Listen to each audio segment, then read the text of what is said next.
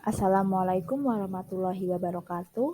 Perkenalkan, nama saya Safrida Anissa Afiani. Saya di sini akan menjelaskan materi tentang Al-Fitrah sebagai identitas esensial psikis manusia dengan acuan buku dari Paradigma Psikologi Islami dari Profesor Dr. Baharudin. Apa itu identitas esensial? Identitas sendiri yaitu kondisi atau fakta spesifik dari seseorang atau sesuatu. Kemudian esensi yaitu sesuatu yang ada atau berada.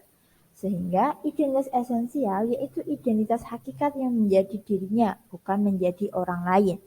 Sebagai contoh, kambing akan menjadi kambing.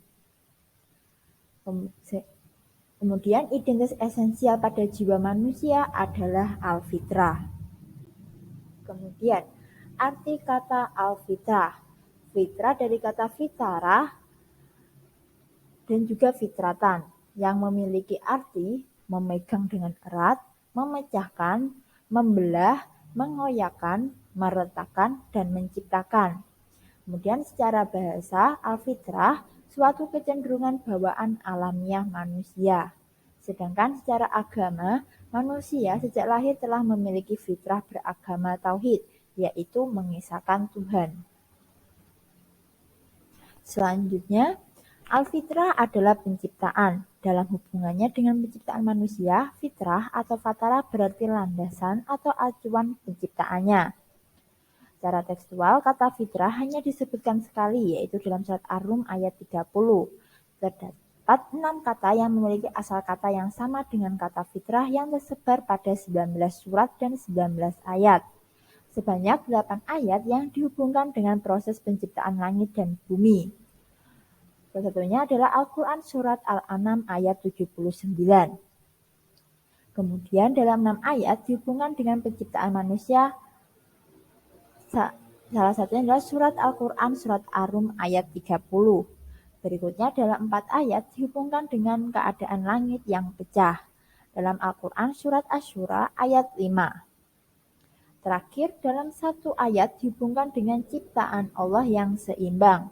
Dalam surat Al-Quran surat Al-Mulk ayat 3. Kemudian selanjutnya makna al-fitrah yang sudah dijelaskan di atas baru dalam arti keagamaan, seperti yang sudah dijelaskan sebelumnya. Makna al-fitrah secara bahasa mencakup semua bawaan alamiah yang ditanamkan Tuhan dalam penciptaan manusia. Hal ini telah dijelaskan Muhammad Quraish Shihab yang menyatakan bahwa al-fitrah manusia tidak hanya terbatas pada al-fitrah keagamaan, dapat dipahami dari redaksi ayat surat Ar-Rum ayat 30 yang bukan dalam bentuk pembatasan. Dan ada beberapa ayat yang menyatakan potensi manusia secara mendasar tanpa menggunakan istilah al-fitrah.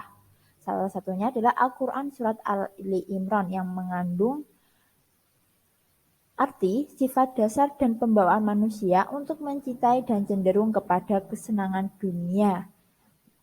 Dari ayat tersebut, ahli tafsir Al-Zamakhsyari menyimpulkan zina merupakan ujian kepada manusia. Sedangkan menurut Ibnu Katsir, kenikmatan dunia adalah kenikmatan syahwat terhadap wanita. Selanjutnya, al-fitrah dari beberapa segi. Ada segi jasmani, ciptaan dasar alamiah yang menjadi sistem keadaan jasmani. Jadi di sini al-fitrah merupakan sistem dasar dari terbentuknya sistem keadaan jasmani. Kemudian ada dari segi agamis. Al-fitrah dari segi agamis merupakan manusia sejak awal kejadiannya telah mengenal Allah. Kemudian dari segi psikis, bingkai atau pemeliharaan nafs untuk mencegah agar tidak lari dari esensi dan eksistensinya sebagai jiwa manusia. Untuk lebih jelasnya silakan lihat bingkai berikutnya. Dapat Anda lihat terdapat bentuk lingkaran dan segi empat, di mana lingkaran bergaris biru dan segi empat berwarna abu-abu.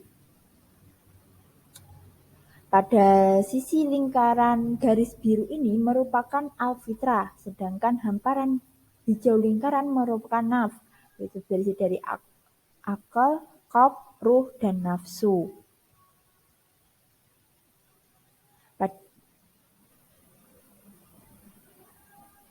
Pada ruangan ini terjadi dinamika tingkah laku manusia sebagai pergeseran posisi-posisi dimensi jiwa tersebut. Jika dimensi-dimensi tersebut merapat ke sisi kebaikan, maka bersamaan dengan itu akan lahir tingkah laku yang baik. Demikian sebaliknya, jika merapat ke sisi jahat, maka akan melahirkan perbuatan buruk. Sedangkan dari sudut pandang vertikal, maka ketika dimensi-dimensi itu tertarik ke sisi sebelah atas yang bermuatan spiritual, maka akan muncul perilaku yang mengarah kepada spiritualitas. Sedangkan jika dimensi-dimensi itu berada lebih dekat ke posisi sebelah bawah yang merupakan sisi kebinatangan, maka akan muncul perilaku yang bernuansa kebinatangan. Semuanya itu tergantung kepada daya tarik eksternal bagi dimensi-dimensi jiwa tersebut. Dengan demikian, suatu makhluk tidak akan lari dari esensi dan eksistensinya sebagai makhluk tersebut, sebagai ia memiliki sistem yang telah menyebabkannya menjadi suatu makhluk tertentu. Sistem itulah yang menyebabkan manusia menjadi manusia, walaupun secara kualitas perbuatannya menyimpang dari eksistensinya sebagai manusia.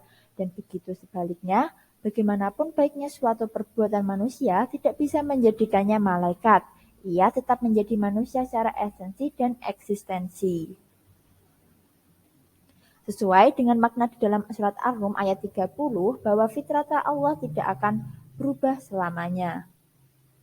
Maka kesimpulan yang kita ambil dari materi hari ini ialah dengan al-fitrah manusia menjadi dirinya sebagai manusia atau sebagai identitas esensialnya, bukan menjadi yang lain. Setiap manusia memiliki kualitas dan kuantitas yang berbeda, dan itu menjadi perbedaan tingkat kebaikan manusia. Sekian dari saya. Terima kasih. Wassalamualaikum warahmatullahi wabarakatuh.